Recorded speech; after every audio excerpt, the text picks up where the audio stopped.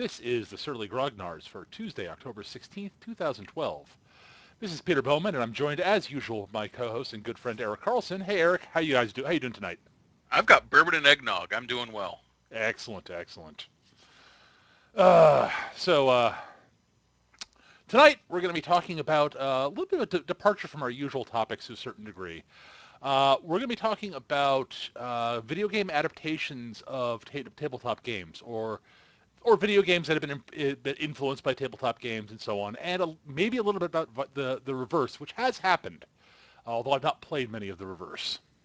Yeah, same here. Although they do exist. I have seen them. I have too. I've watched people playing some of them and been like, eh, really? Huh. The Dragon Age RPG comes immediately to mind. Yeah, yeah, yeah. The numerous World of Warcraft tabletop games. Yeah, that was...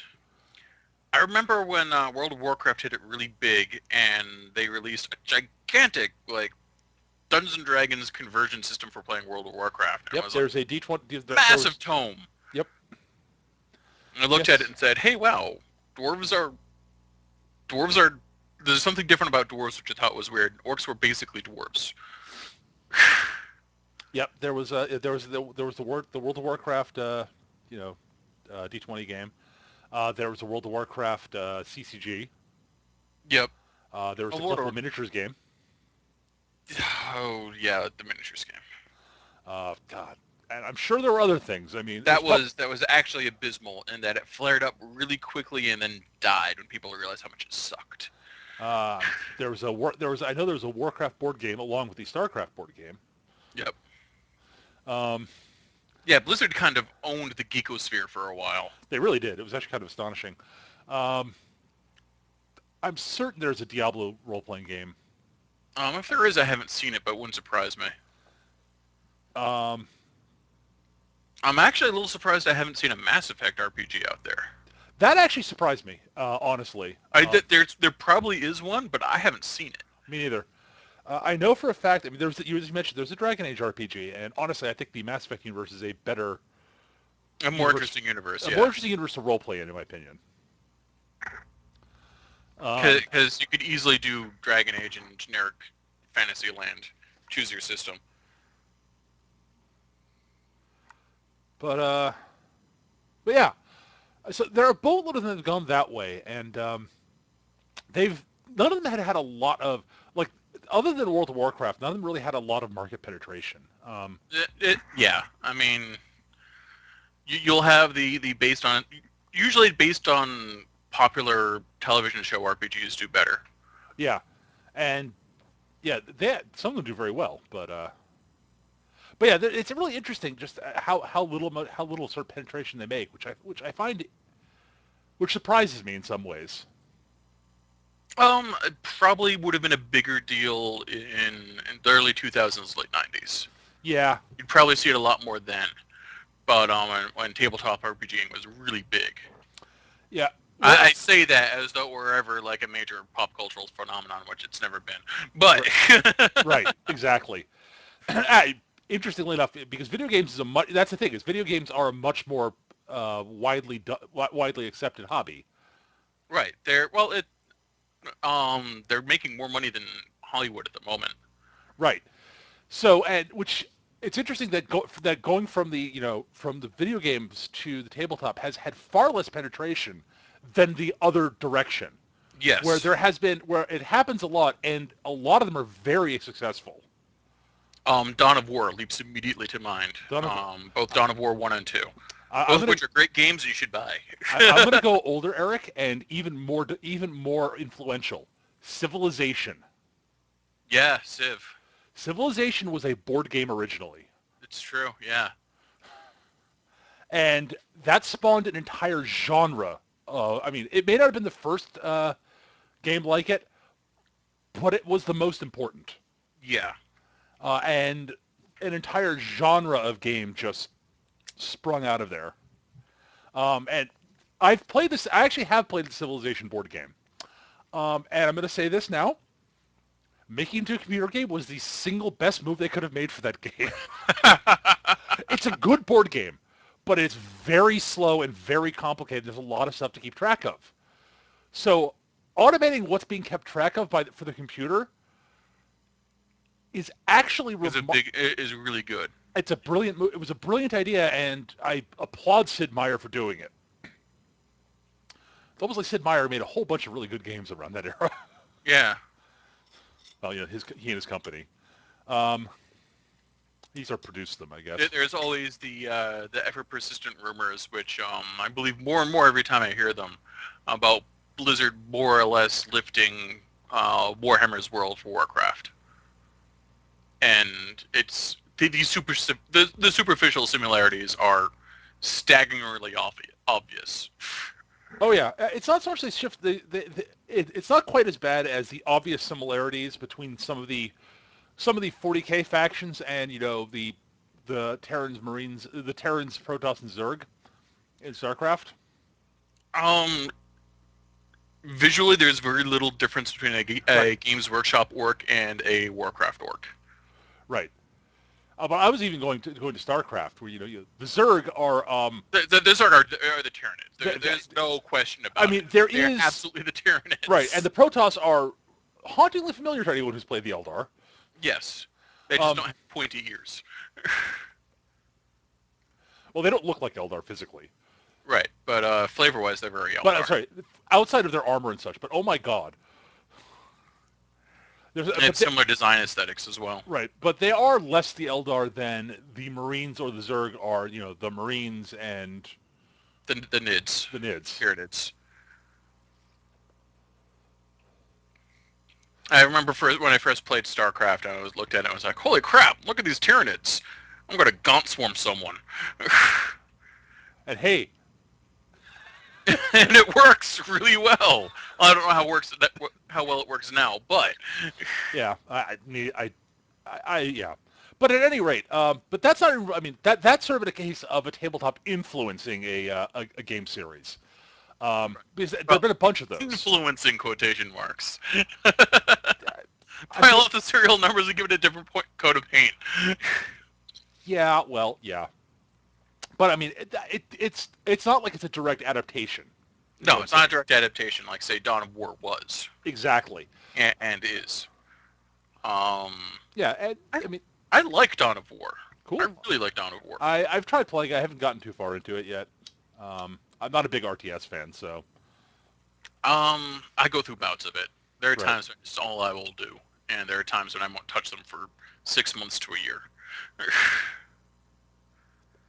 Yeah, that's the rumor. Darkvault mentions that it was supposed to be an adaptation, but Blizzard lost the license.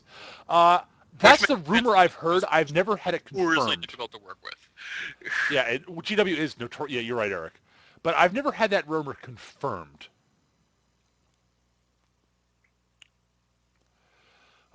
Doesn't mean that it's That doesn't mean it's not true. right, but In fact, it rings pretty damn true. It makes a lot of sense.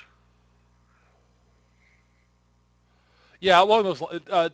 Up Ivy in the chat says more like they started the game while trying to get the rights and didn't, Yeah. and then sort of shipped it, and then changed them the flavor and such. But from a flavor standpoint, there are Are energy beings, not space elves. Yeah. yeah. So yeah, I'm trying to think of some other good examples.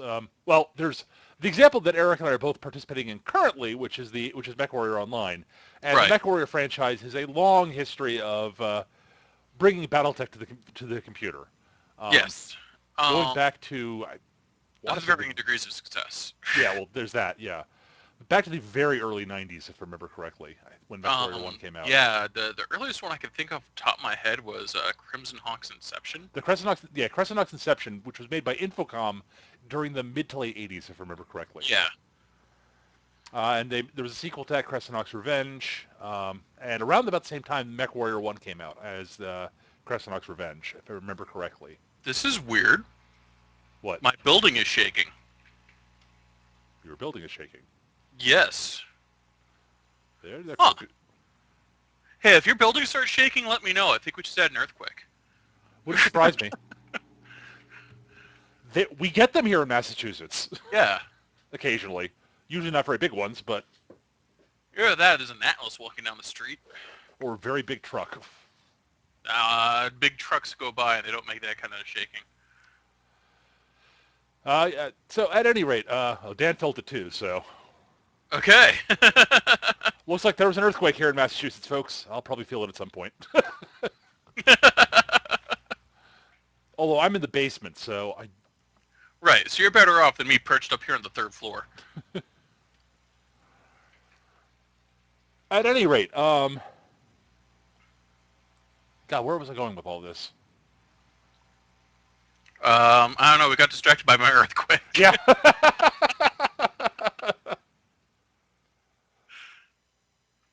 Oh boy. So, oh yeah, we were talking about MechWarrior actually. That's right, yes. Um, yeah, and they've done it with varying degrees of success, and by that I mean varying degrees of drawing directly from the tabletop. Yeah. Although getting the feel right is kind of important. Getting the feel right's more important than actually directly copying it, in my opinion. Absolutely, but you've got your purists out there. Those of you in the MechWarrior beta, just look at the forums. You'll be able to spot them instantly. Yep.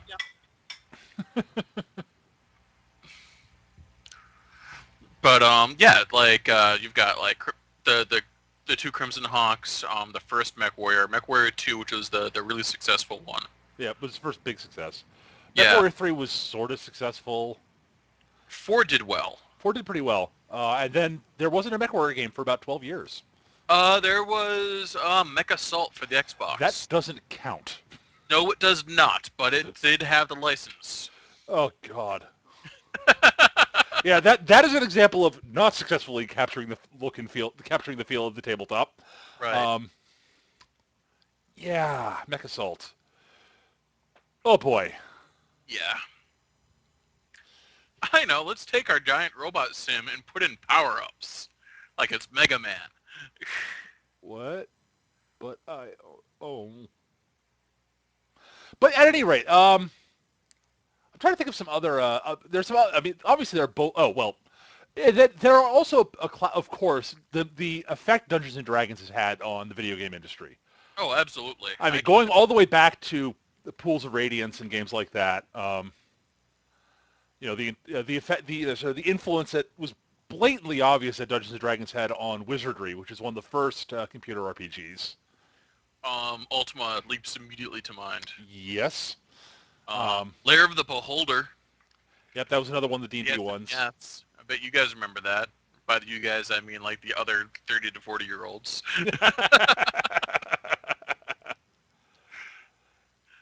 Oh God. But yeah, but I mean, and then there's yeah, I mean, the original Final Fantasy had something of a Dungeons and Dragons feel to it. But I mean, the one that really I think sticks out in everybody's mind that sort of everyone remembers is Baldur's Gate. Absolutely, yeah. That was the first. Baldur's Gate is the first one that really jumped out and did well that I can remember anyway. Yeah, and Followed it's very quickly by Neverwinter Nights. yeah because they were trying to BioWare or the people that formed BioWare, I should say, uh, were trying to basically make a video game adaptation of Dungeons and Dragons Second Edition, and they did a pretty good job actually. Yeah, their biggest problem was that it was second edition. They should have waited for third, man. Which they did with KOTOR, actually. Yeah, Knights of the Old Republic, which is the D20 Star Wars game made into a video game, with some changes because it's a third person sort of Right. And it's yeah, yeah. and Neverwinter Nights was also third edition, yes, Neverwinter was third edition. That's right. and that came out after Baldur's Gate 2. That's right. Yeah. There was You also get the there timeline was muddled. the Temple of Elemental Evil, which is another third edition adaptation, and apparently one of the most faithful ones. I've not played it. I did not play that. I've not played it either. It's apparently buggy as hell. Surprise, surprise! Something video a PC game from the '90s being buggy? Never.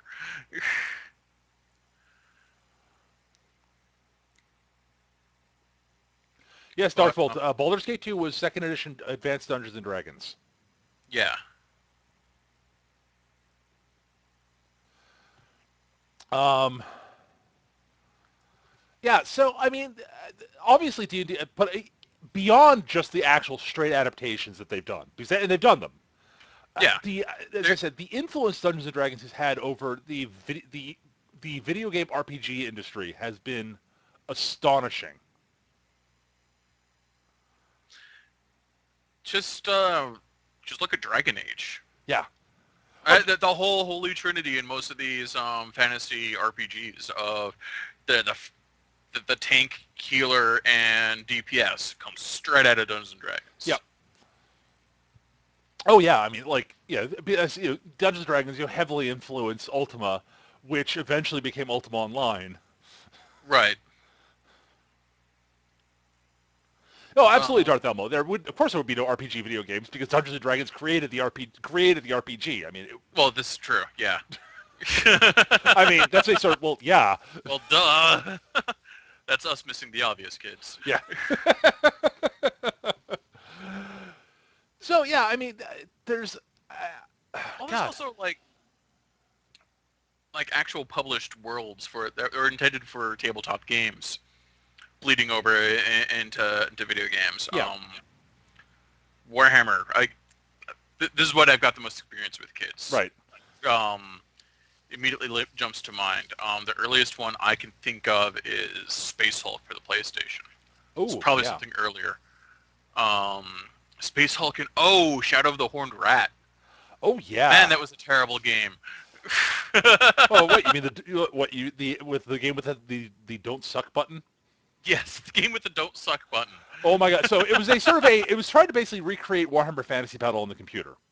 Yes. So your troops would maneuver and such, and when they got into combat, they would fight.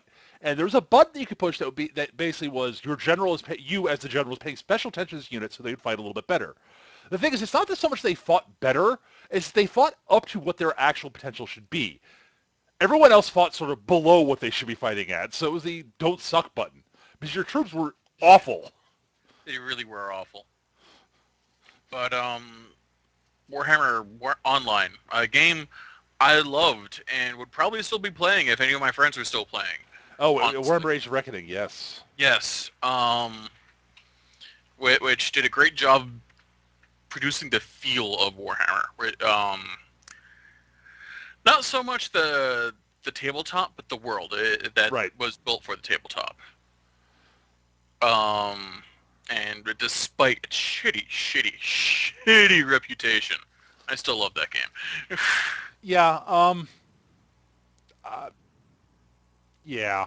I have less good to say about it, the, but I'm not a big the PvP difference guy. is you were never really into the whole PvP thing in MMOs. Yeah. So yeah, the PvE experience. Yeah, the PvE experience wasn't that great, but yeah, I pretty much jumped straight into the RVR and went around chopping heads. Yeah. Oh God. So I mean, those are also the big obvious ones. I'm and there of course have been a bunch of late a bunch of company I know for a fact that Days of Wonder has a website now where you can actually play some of their board games online. You can Oh, play like that's kind Ticket of to cool. Ride online, Small World, etc. I know there's a program called Vassal which is enables you to play board games online, although it's I'm not sure what the status of its legality is. So honestly I just don't know. I don't know what how it's set up for that. Uh, Yeah, that's a good question. Um, that's a really good well, I mean, question. oh hell, I mean, we're forgetting the adaptations of Magic the Gathering that they did for Oh D&D. yeah, yeah, You know, plenty of those out there there. was the first Magic the Gathering game that God, who put that out? I don't remember.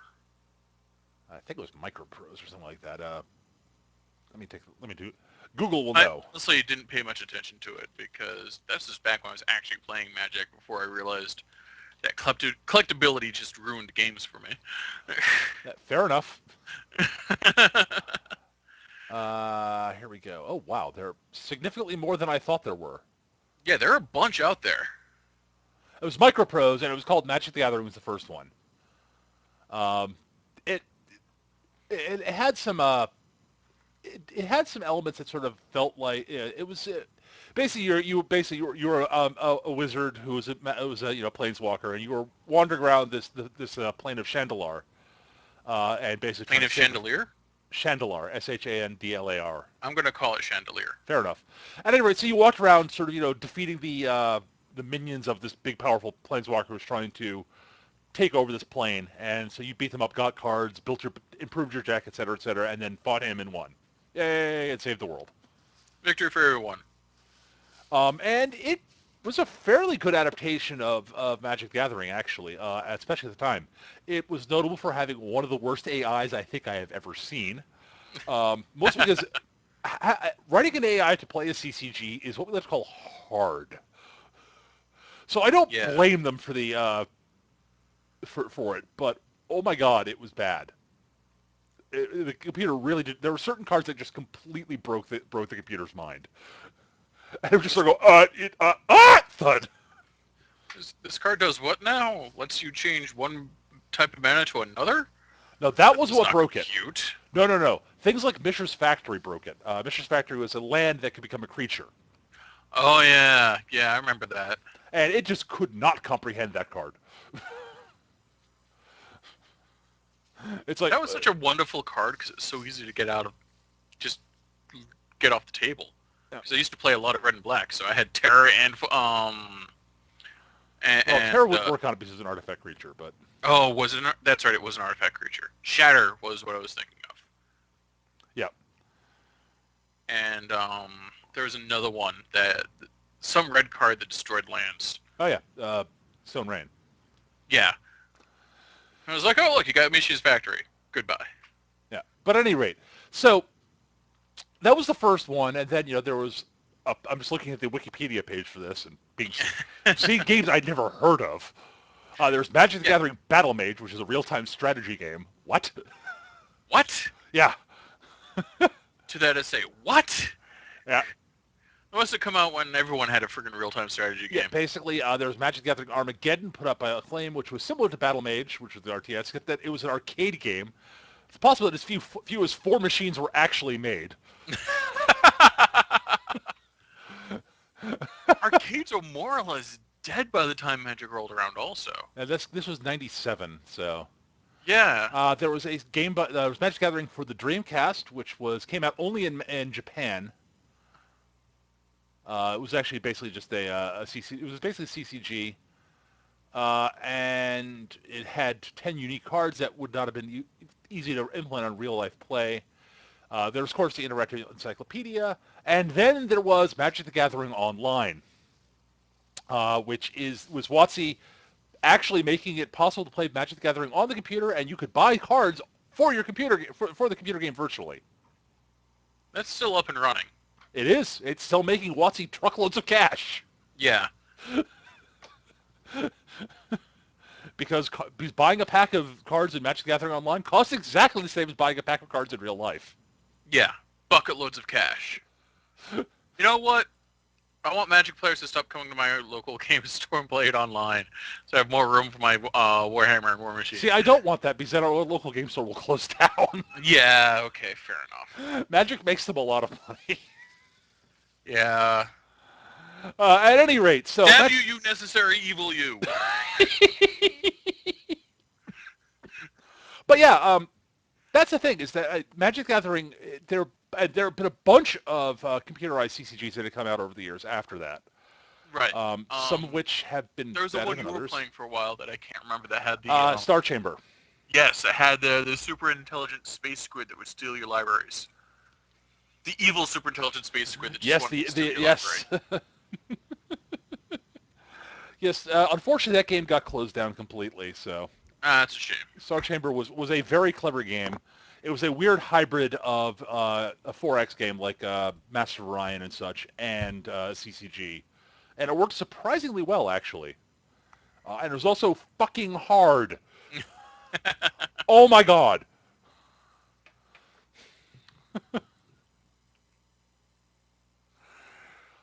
Yes. But at any rate, God, can we think of any other games that sort of that have had that sort of transition that gone that way? Certainly there are others. I mean, That transition in particular, I can't think of off the top of my head. I mean, you've got Champions Online, which, Oh yeah, well that's something we should probably touch on actually. yeah. One of the God, right, Dungeons and Dragons Online and Lord of the Rings. Yeah, Oh yeah, Lotro and D&D Online, yeah. Duh. more specifically D&D Online, um, Yeah, which is surprisingly good actually. I've never played it. Okay, Largely here's the because deal. I can't be a half orc in it, and therefore it is dead to me. You can be a half orc now. I can. It's a It's race. not like a premium race I have to It is spend. a premium race. You have to pay for it. Grr, arg. Um, well, I'll just say that at some point I'm able to funnel some points to you if you want that. Okay, yeah. I don't mind. It's not great. It's not the best MMO out there, but I do like parts of it. There are things it does pretty well, and it does capture a fair bit of the field playing 3.5. Okay, Building characters is complex because you're building a 3.5 character basically, right, right. and it's not a great, it's not a perfect MMO, and it's one of the ones that works much better in groups than it does solo. Mm, Because you're basically doing dungeon crawls, and it's much easier when you actually have a thief in the party who can unlock doors and disable traps. that's why I have a strength of 20 to kick those doors open, That doesn't always work. and a con of 20 so that when the trap inevitably goes off, I can resist the poison. The spinning blades less so, dude. I've got hit points. Yeah, yeah. Hit points and healing potions. Screw you guys, I need no stinking cleric. No, no, you can get through that. You can do a lot of the quests you can do solo, but the game works better as a group game in my experience. Okay, fair enough. Well, it is an MMO. Ideally, it should be more fun within a group. Yeah, exactly. Um, but what was I going to before that? Oh, we were talking about Champions Online. Right. Um, Champions Online is it's interesting. I'm gonna come right out and say I kind of like Oh, it's Champions, a good. It's a especially now they don't have to pay for it. well, yeah. Ignoring the whole free to play thing, here the thing about Champions Online, there are a lot of people who are big fans of the Champions RPG who hate Champions Online because That it's not Champions. doesn't surprise me, honestly, because it's to do the Champions RPG as an MMO would be an incredibly complex underpinning and Yes, impossible to balance because it I I agree completely because there is no game master. yeah, and the fact that I mean, if you're actually paying for champions, you you're not restricted by an archetype. You can just add abilities from whatever tree, and that means you can make some really cool concept characters. It also means you can pretty much throw balance out the window. Oh yeah, I mean, I'll give them props; they try, but yeah, you can just throw balance out the window. Star Wars Galaxies had a similar problem. yeah. So the thing is that the story. If you don't know the story, what happened with it, and this, I think a lot of Champions players don't give it a fair shake because they don't. I don't think they really fully realize the full story behind what happened with the game. Right. Um, Basically, what happened with the game is that several years ago, Marvel decided they had to get in on the they had to Get get them in some of that on Blizzard money. well, not that Blizzard, but they had to get in on the MMO craze because City of Heroes was doing pretty well, and they kind of want to stick it to City Heroes because of the whole contentious lawsuit that had gone on Right. between them. It wasn't a big thing, but they sort of wanted to sort of little bit. So they approached Microsoft and basically gave Microsoft the license to make a Marvel MMO. Microsoft at this point had basically decided, making games ourselves is hard. So let's find another company that, is in the right demographic to basically, hire out to make the game. And so looked around and they said, hey, look, Cryptic Games. You guys make that City of Heroes game. So you have That experience was in pretty MMOs successful. and with both MMOs and with superhero RPG MMOs. Why don't you make the Marvel MMO? At which point, I have to imagine that the people at Cryptic started dying laughing while they took Microsoft's Okay. money. Um, And eventually, Marvel decided that they made progress. They were working on the Marvel MMO. Eventually, Marvel decided they wanted to bring it in-house or something like that, or find something else. So they pulled the license for Microsoft, which left Cryptic with most of an engine and no IP for it. Right. And So they really couldn't afford to go to get the IP from DC or Image or anybody like that. So I they don't had know to if I'd find want a. to play an Image or I wouldn't either, MMO. but like all the big all the big sort of comic book companies they really couldn't afford to get the license for that. So they And it's not what like Dark Horse is a unified universe you could do that with either. right. Actually, the other problem with DC is DC was working on DC Online, so DC Hmm. Universe Online, so at the time. So Marvel's like, so Cryptic's like, and then the people who work at Cryptic, who were all big Champions fans, remembered, hey, the Champions universe exists. Also, there are striking similarities between the Champions universe and Marvel. Um, Because the Champions universe of the Marvel one, the serial numbers filed off. no, totally not. It's like you're saying Doctor Destroyer is totally Doctor Doom minus the magic, and Grond is totally not the Hulk. And Defender isn't totally Iron Man. Yeah, and Ultron's totally not. Sorry, Mechanon's totally not Mechanon's totally Ultron. not Ultron. That's the most obvious one. I mean, that's even more obvious than Doctor Destroyer. Yeah. At any rate, so they got the license from. They bought the IP for the Champions Universe from Hero Games, and they applied it to the what they had already, and thus Champions Online was born. So the thing people have to realize is that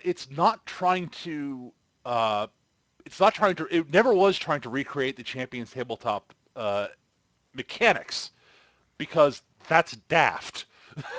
Yeah. Are you Uh, mad?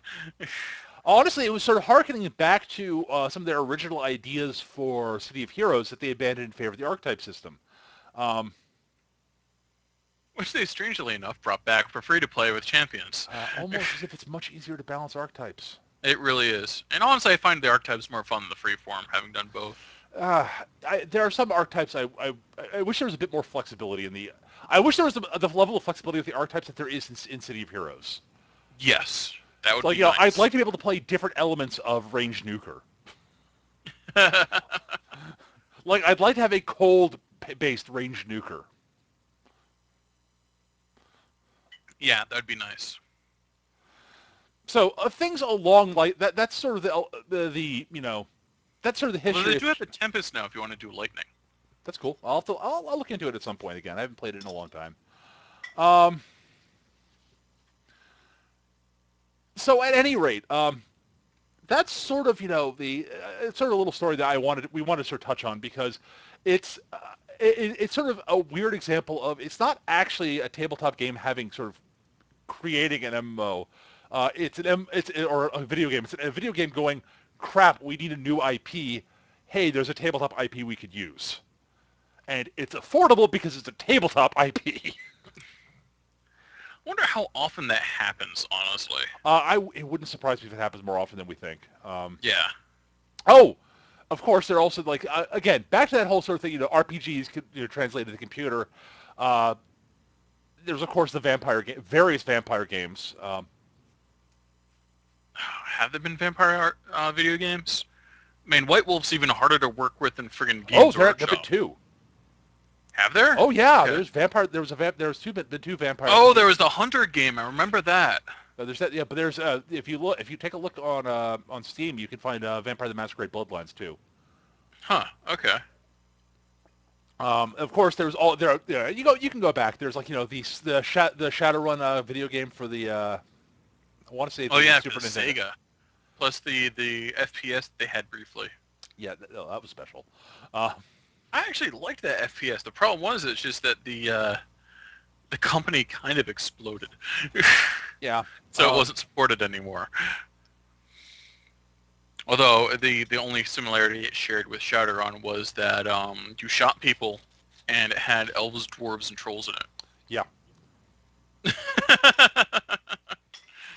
But But so at any rate, it's as you can see, there are a lot of tabletop games that have had made big inroads into the video game industry, um, and it's really so. As I said, it's interesting that the reverse hasn't happened. I think that I think part of it is that there is a surprisingly little overlap in some ways.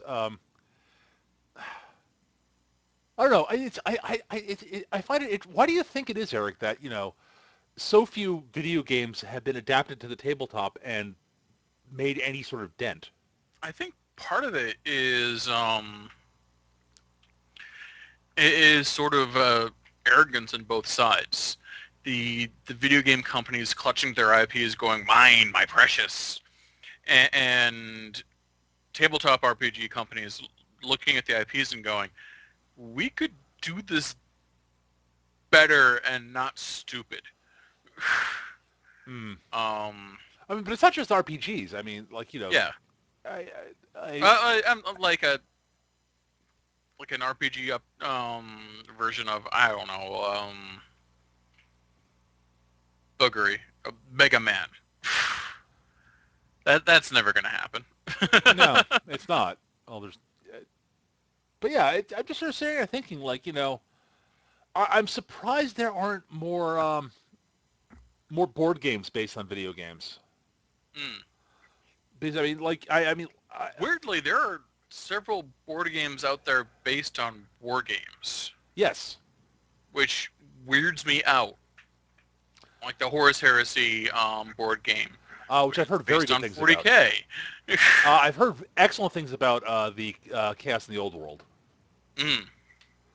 I've not played it myself, but I know people who haven't really enjoyed it. I've not played either of these games. So their existence kind of makes me go, but why?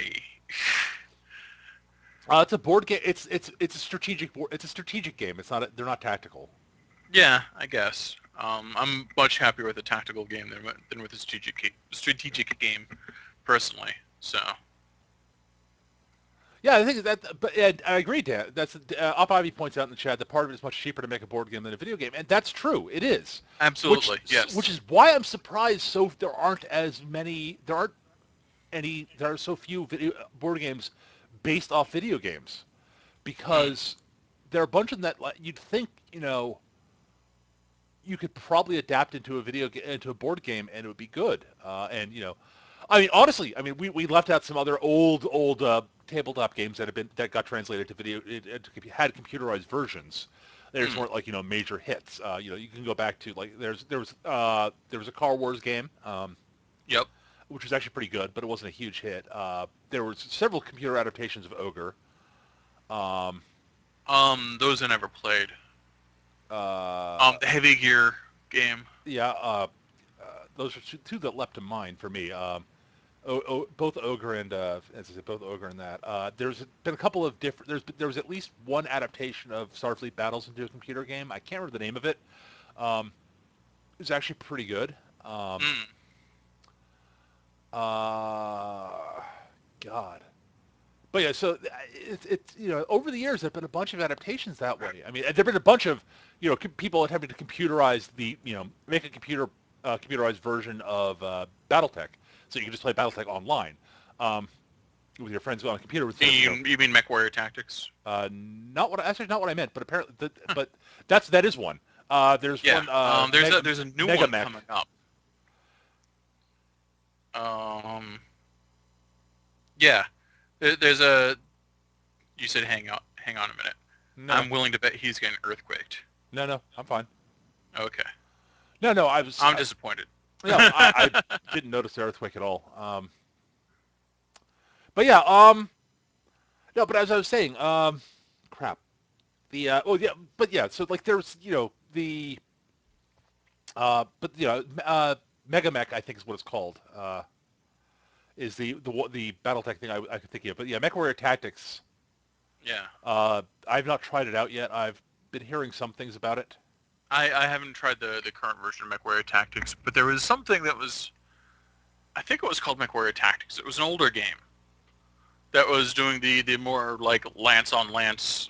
You're controlling a whole lance Yeah. of mechs as opposed to just a Are you thinking battle of Mech mech Commander? simulator. Wing Commander? Mech Commander. Oh, Mech Commander. That's what I'm thinking of. Yes. Thank you, sir. Mech Commander 2, both of which are pretty good. Those are sort of like BattleTech RTSs almost, Yeah. except they were Yeah, because they scenario were based. turn-based. Yeah, yeah, exactly. They're actually kind of neat. Uh, they're hard. Uh, Well, Mech, it's because you just don't have enough assault mechs to throw at it. That's why you always play the Lyran Commonwealth. but yeah, so as I said, I've seen people playing the StarCraft the board game, and it looks kind of cool. It looks involved and lengthy, but It's like Risk, but with space guns. actually, yeah, that's what it looks like. And you know what? That's actually kind of cool. Yeah. Or, Uh, or God forbid, Axis and allies with space guns. that's actually what it looks more like, honestly. Okay. And to be honest, I look at that and I go, if I had more money to spend on board games, I'd consider buying that. I don't think I've ever finished a game of Axis and allies. I have. I've finished several. They're just they take all weekend. It takes a long time. Yep. Uh, at some point, we should probably talk about board games. Yeah. Honestly, I mean, I'm not. Neither of us are particularly big board gamers. Interestingly enough, I was talking to Peter Shaw about this, and he's just this, sort of talking about this as a show topic for another time. And something I was thinking about. But there's a surprising dichotomy in the sort of tabletop gaming community between people who play RPGs, war games, uh, and board games. Uh, there's less overlap between the sort of those categories than you'd think. Huh. Uh, I know there's a fair amount of I I know there's a fair amount of board gamers hating war gamers the same way war gamers hate CCG gamers right. because everyone's fighting for the same amount of space, and But yeah, I mean, the the idea is that CCG gamers can play them on like uh, a bench in the park if they need to. We board gamers need the tables. Well, we need the tables for our board games. Well, we've got tiny little men we spent hundreds of dollars on, so we win. Also, I'm bigger than you. yeah, and Real Planeswalker, I agree completely. The screw the hitting everything is fun. Yes, absolutely, I agree. I mean, Eric, I am our friend our friend Peter Shaw, Joey, Brian, Yvonne. We like most people I know in the Boston area who I game with play all three types of games. I mean, I don't play as many board games as say Brian as Peter Shaw or Yvonne does. But I like board games. I like good board games. They're a lot of Board fun. games are fun. The funny thing is, I've always seen board games as something you play in like the dining room with your droogs while drinking, or eating pizza or something, as opposed to playing as a at your friendly neighborhood game store. Yeah, well, yeah, that's the thing is board games tend I tend to associate I agree I tend to associate board games with playing at a friend's house more than a store. Right, but there are Now people who only play them at game stores. and I have no problem with that as long as Right. there's space to do other stuff too. Uh, I like it when there's a good mix of different types of games going on at a game store. Honestly, I think Mm. I think some of my fondest memories from Pandemonium were nights where there was the Magic tournament was small. It was like a small Magic tournament going on. There was the Living Forgotten Realms people playing D&D, and there's a group of board gamers off the corner playing, playing board games. And there was like a couple of guys playing like 40K. And there was something just very right about that to me. Yeah, no, definitely, and it largely comes in when like there one group swarms is when you have a problem. I agree. That's my personal feeling. And let's face facts, all those groups. Well, not so much the table, not so much the board gamers, but the other groups tend to swarm. They do completely.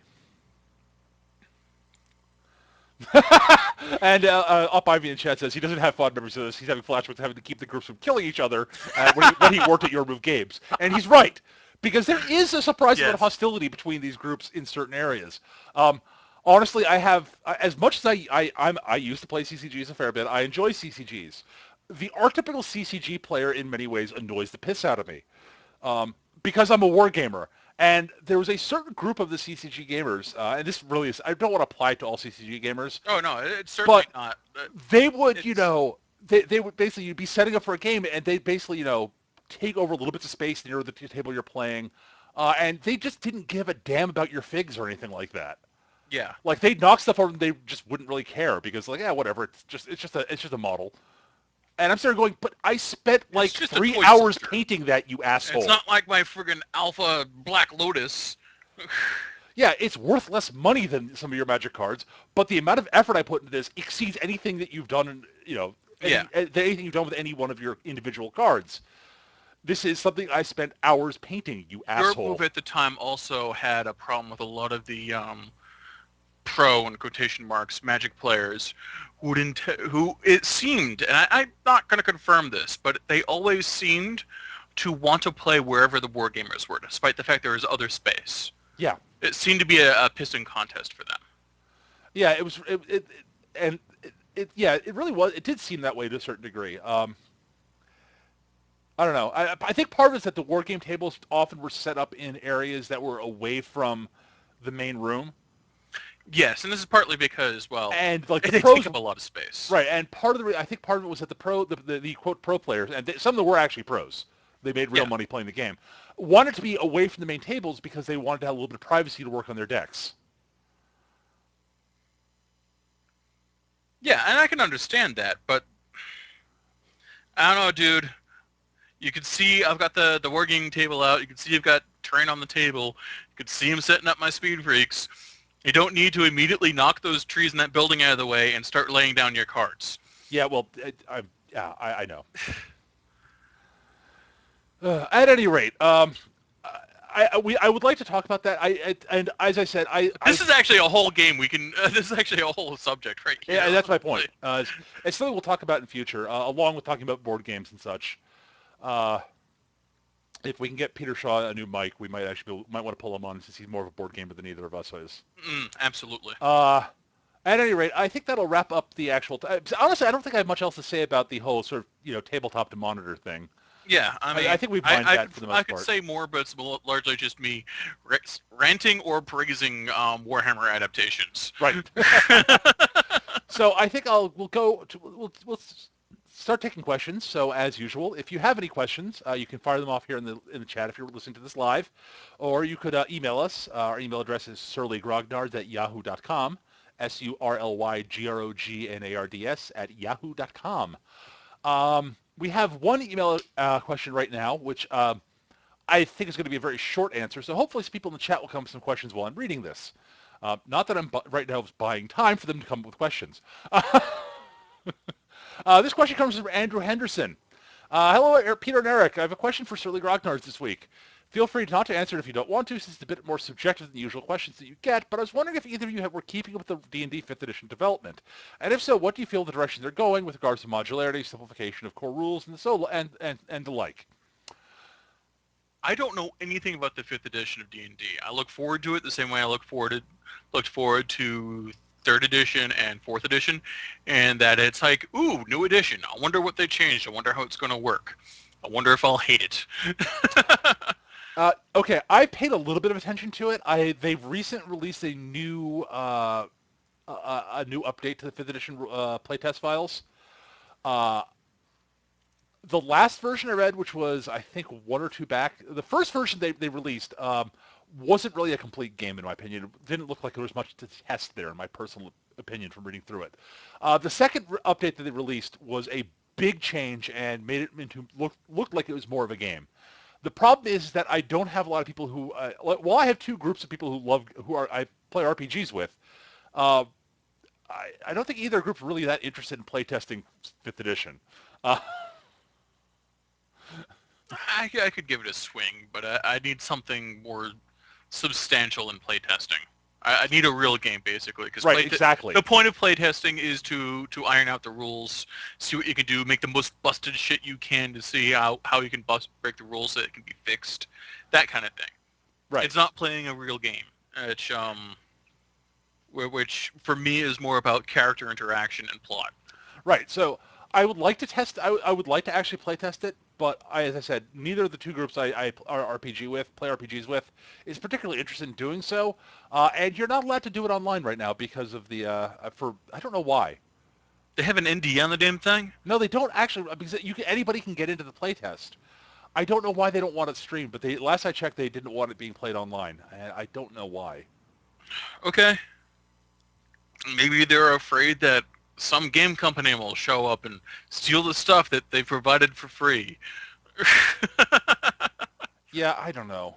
It's probably some I'll check weird out the most recent trigger. update at some point, but I'm I willing to bet there's some weird like legal precedent they're worried about, where like letting people play it online, like before they have their patents or whatever, their patent ducks in a row, will cause problems later on. I don't I'd know. be the copyright ducks in a row, but yeah. I'm gonna say patent because it makes me think of Tesla. I don't know why. At any rate, I don't really have a concrete opinion on it right now. I basically a lot of what they talked about for the game were things that made me really nervous because my initial impression reading through it is, and this is just based on reading it, is it looks a lot like an updated version of Second Edition D&D, AD&D, This isn't a good sign to me. with elements of Third Edition and Fifth Edition and Fourth Edition in it. Uh, but that's just from looking at it, Why are it's you going backwards? More to the point, why are you going that far backwards? I don't know. I really don't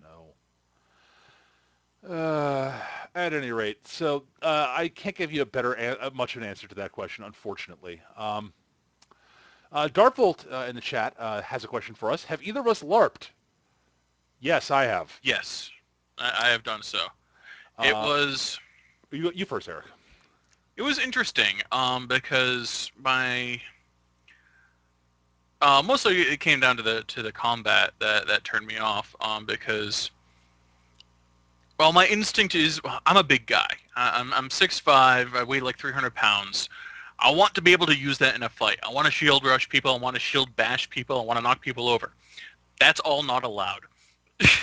Right. And I fully expect a little guy to come in and sweep my knee and knock me on my ass. That's also not allowed.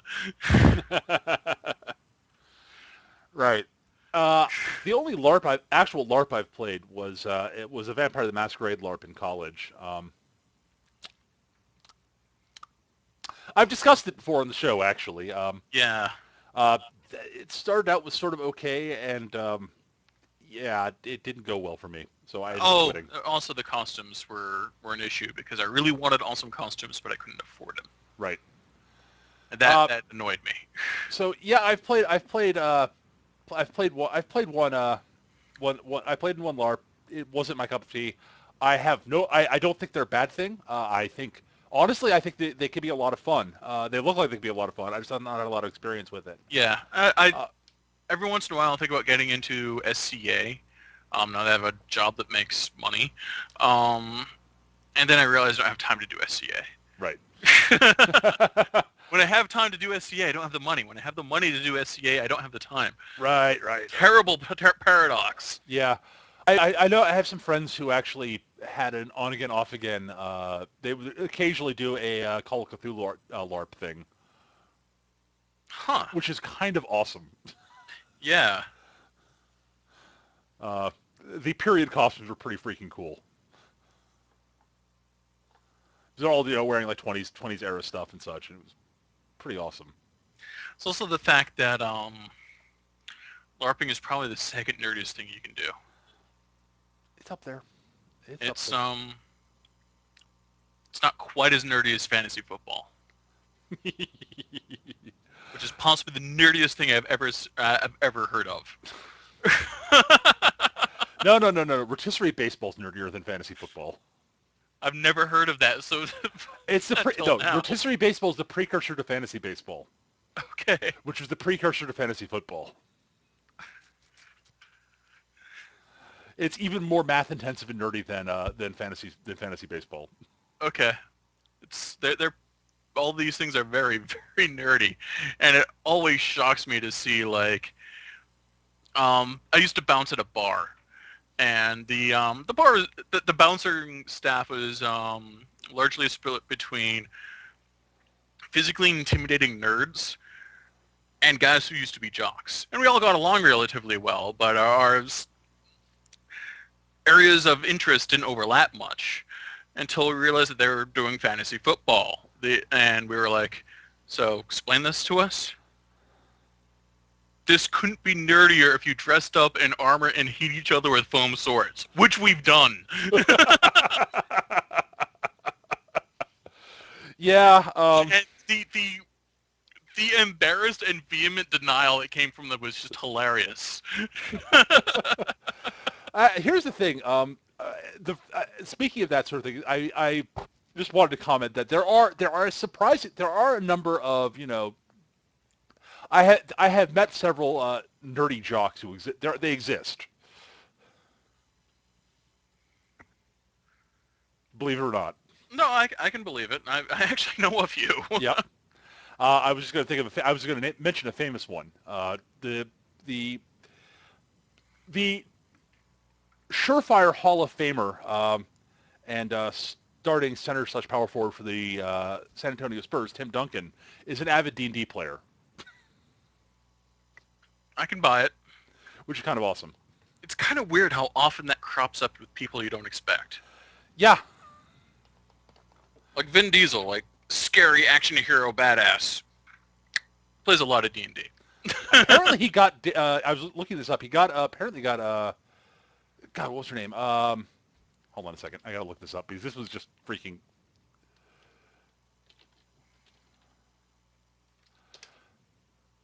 Here we go. Yes.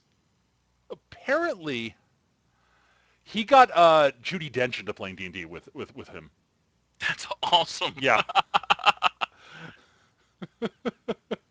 Yeah, there's a page called 20 Celebrities Who Play Dungeons and Dragons. It's not entirely accurate, but uh, not entirely. I don't think it's necessarily 20. I haven't really counted it, but it goes through. It's like Mike Myers claimed to play D&D on inside the actor studio. Vin Diesel, with a longtime player, wrote an introduction to the book, 30 Years of Adventure Celebrating Dungeons and Dragons. Judi Dench was reportedly introduced to the game by Vin Diesel. Matthew Lilliard has played and apparently beat. I don't understand that. Basketball player Tim Duncan is a longtime player. Robin Williams has played for charity, but admits to playing it at home as well. Ben Affleck and Matt Damon were introduced to the game by Kevin Smith. If there's any surprise that Kevin Smith plays Dungeons and Dragons, you're stupid. Supposedly Daryl Hannah plays, but the person who wrote this article can't find corroborating evidence. Oh, that just makes me all aflutter. Yeah. Jesse McCarthy and Lauren Graham had at least touched a D&D box. I got a couple pictures of them holding Dungeons and Dragons boxes, whatever. Actor-director Jon Favreau, guy who directed Iron Man, credits D&D for much of his storytelling prowess. That doesn't surprise me. Joss Whedon played Dungeons and Dragons in college. No I kidding. am shocked and amazed. As a lot of us know, that Stephen Colbert plays D&D. Yep, Apparently, Ewan McGregor does. I can see that. Will Wheaton plays. I am shocked and amazed. Well, he's been doing a bunch of live sort of recorded games with the guys from Penny Arcade and Scott Kurtz of PvP. So. He got Felicia Day playing Oh in yeah. there once. Uh, At least once. I can't say for sure. Brian Posehn, is a comedian. Has been on a bunch of been on some sitcoms. Apparently plays weekly. This is not a surprise given his style of humor. Uh, apparently Weezer frontman Rivers Cuomo sings about plays D&D. Um, and also apparently Jared Way of My Chemical Romance told Rolling Stone that he shopped for Dungeons and Dragons supplies rather than partying while on tour. That makes My Chemical Romance a little bit less lame. No, it doesn't. It makes them just a little bit less lame, Eric. No, it doesn't. No, it just means they're polluting something I like. Yes, but but there are a bunch of them. So, Markiplier's. Wait, there's a charity RPG with Robin Williams. Where can I find a tape?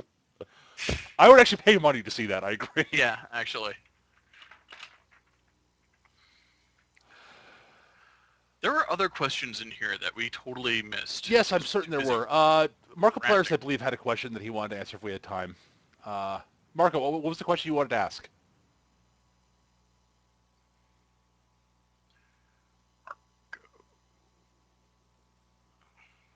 He just mentioned he had a question if we had time. Okay. All right, in his game, we've had most of the party and half the players replaced. Okay, Okay. I've had this happen. Yeah.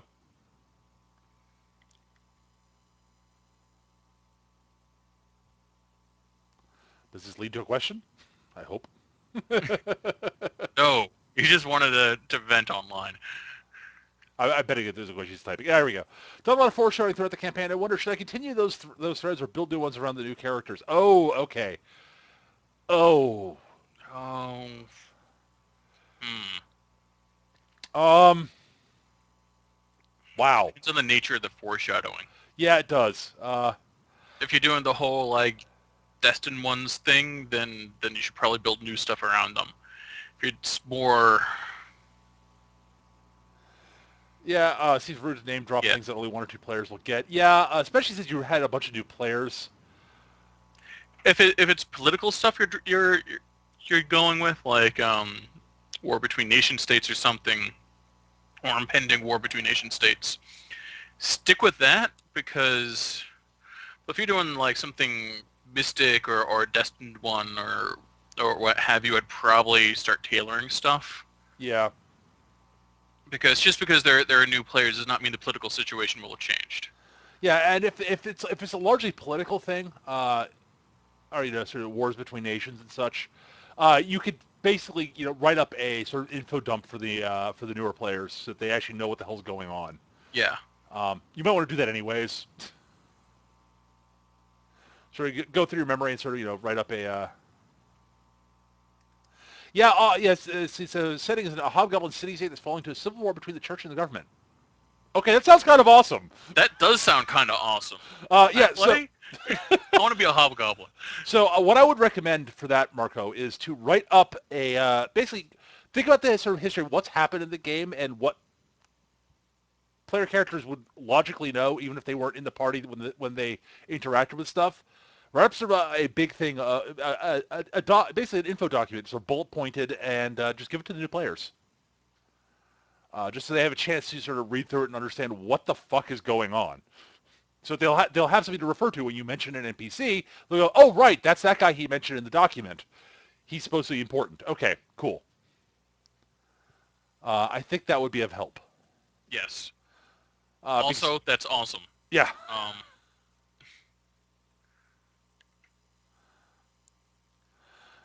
and I think that's going to wrap things up for tonight. Oh, hold on a second. Wolfie 13 Jr. asks, I asked it earlier, but we'll repost it now if you have time. Have you ever had a character you loved in concept but ended up hating when playing them? uh, yeah. This is more Eric's thing because I don't play as often as Eric does. um, several times, I made a character intending them to be sort of weedy and not terribly physical, but I bought skills I thought they would have picked up, which made them incredible badasses in actual physical confrontations, which annoyed the hell out of me. I ended up having to change it later on, and several times I've had built characters to do one thing, and it turns out they suck at it. Oh dear. Yeah, usually when I'm playing in a new system. Um, Usually because concept is king with when I'm making a character. Like I'll sacrifice efficiencies to make it fit the character, assuming I can just through experience and character growth, I can fill in the holes that starting out the character has. And sometimes that just isn't an option. I can't think of any specific instances, but yes, it's happened more times than I care to count. It's happened to me at least 5 times. I have seen it happen uh, a couple of times. Uh, uh, One example was during the one of the feng shui games I ran. One of the players was playing a member of the Jammers, and he played it like an actual member of the Jammers and took actions that were logically tied in with the way the Jammers would operate, and which ended in him blowing up a temple full of very innocent monks. What? And he They'll grow quietly, back. uh, yeah, he sort of quietly decided to play a different character after that because he was doing a good job role playing the character, but he was really uncomfortable playing it. which is one of those. Yeah, I understand it completely. Yeah, I can kind of dig that. I can see that happening. It's like, I had a vampire character similar to that actually. yeah, Where he I decided that like deep down inside he was like a very much a rah for the people, but deep down inside he was very much a filthy fascist. And the idea was to have that come out more and more, and as that came out more and more, I started becoming feeling more and more dirty. And let me tell you, I'm the guy that played a psychopathic shape-shifting monster and had no problems with it. Playing a fascist really bugged me. right. But yeah, so I've seen it. Eric's had it happen to him, and I've seen it happen a few times. So yeah, it happens. It happens. Yeah, Characters characters develop, and sometimes they develop in ways that you don't enjoy. yeah. Um, but I think we probably should wrap things up here because it's getting a bit late. Thanks to everybody for listening to those of you who are watching us live. Thanks for listening to us live.